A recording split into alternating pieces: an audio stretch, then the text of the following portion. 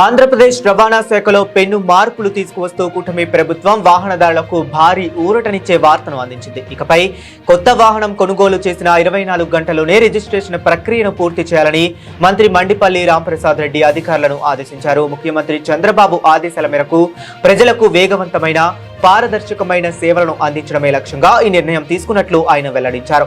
ఈ కొత్త విధానంలో అత్యంత కీలకమైన అంశం ఏమిటంటే డీలర్ టెంపరరీ రిజిస్ట్రేషన్ చేసిన తరువాత సంబంధిత అధికారి 24 గంటల్లోపు దానిపై స్పందించకపోతే ఆ రిజిస్ట్రేషన్ ఆటోమేటిక్ గా ఆమోదం పొందినట్లుగా పరిగణించబడుతుంది.